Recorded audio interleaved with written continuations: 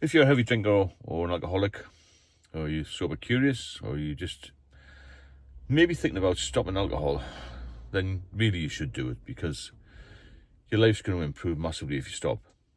And I never thought in 2019, when I was diagnosed with alcoholic-induced cirrhosis, that I'd ever recover, and I have recovered. And it's amazing to be here, to be able to talk to yourselves and help you.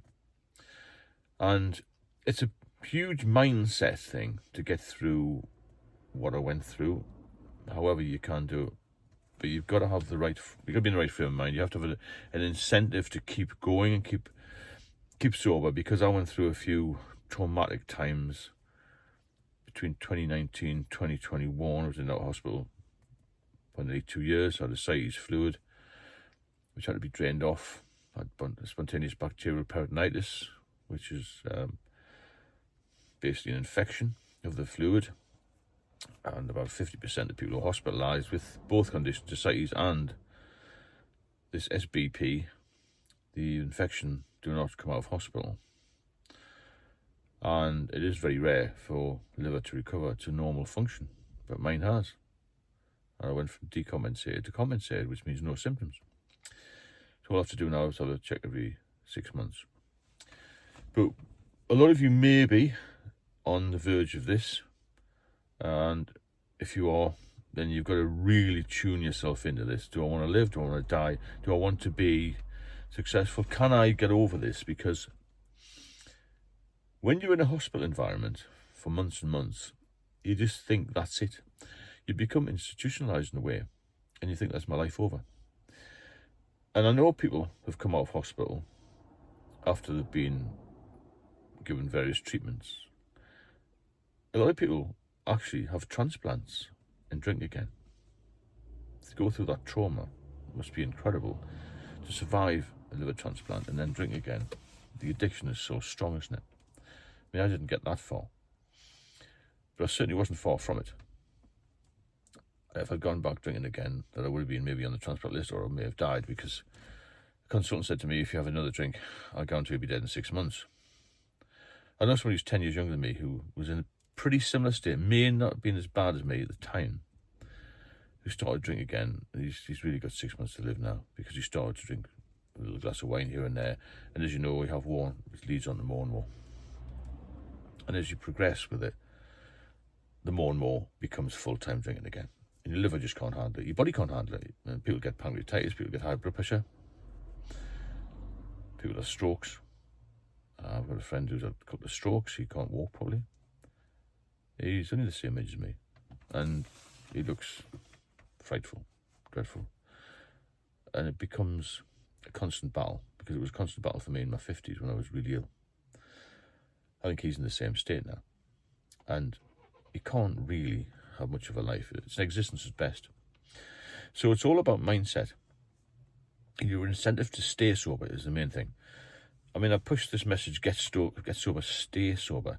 Staying sober is more important, because really you can get sober with some, hopefully, medical intervention, hopefully some willpower. If you're a very heavy drinker and you're dependent on it, then you must seek medical advice, because it can kill you just to stop. And I had a seizure when I first stopped. I didn't realise that just stopping it, cutting it out, would cause a seizure. So if you're really, really stuck in it and you're drinking all the time, then you've got to get some help, because it's dangerous to just stop. I mean, I suggest tapering off. Some people can taper off and slowly cut down. So your incentive to stay sober has to be very, very strong, because it's so easy for me to go in a pub today. It's so easy for me to have a drink today. It's available everywhere, isn't it? And it's so popular and so socially acceptable that if you don't drink, you're actually questioned about it. And people look at you in a strange light. Why don't you drink? Da, da, da, da, da. You've heard it all before. And that one drink that you have, when people say, why don't you drink, just have one, will take you right back. It might be your last drink, because the first drink that does the damage. Because when you go back relapsing, which happened to me a few times, I come off the drink and on it again. I didn't realise, but it made it much worse. The body just can't cope with the relapse.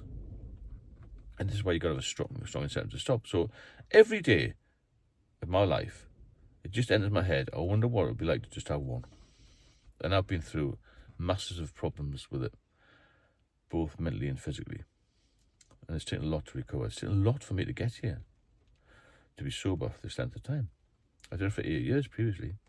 And I just lost all of that 8 years by having one drink, which led back to me being on, 5, 6 drinks, 10 drinks, 20 drinks. So every day I think, God, it would be lovely to go in that pub. I just walked past a pub in Durham today, it looked really nice, really inviting. I didn't go in. I mean, sometimes I'll go into a pub and have maybe a Guinness Zero or something, but you'll be fighting this forever. That's why your mindset has to be strong. That's why you have to have a strong incentive to stay sober.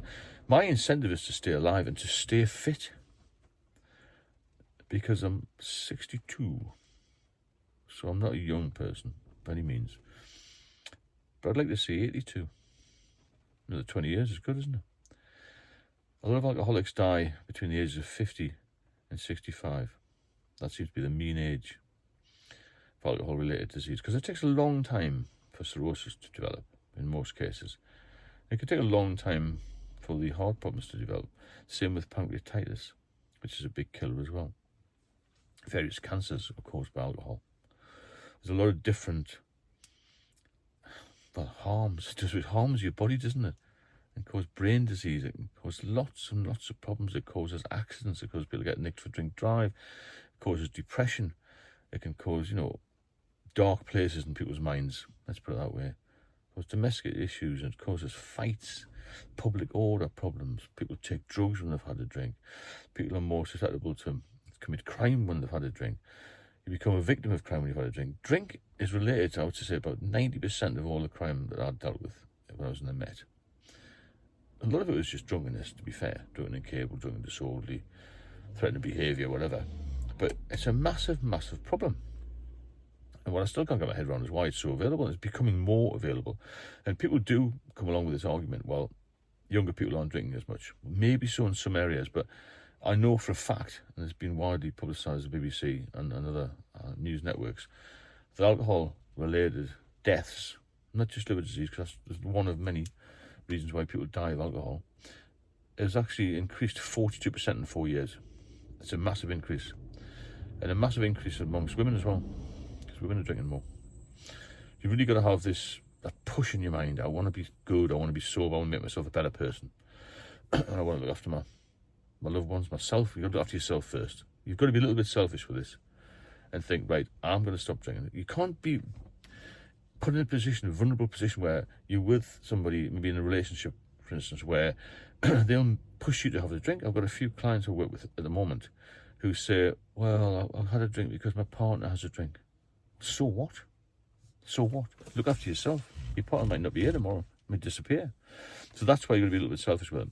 You've got to look after yourself. Look after yourself before the drink controls you, because it will take over your life.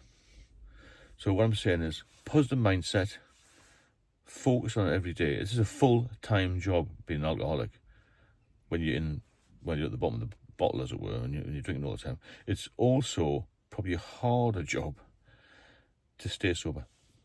And that's my message for today, really. Get your mind in order first, get a plan of action, and keep off the booze. I'll speak to you all soon.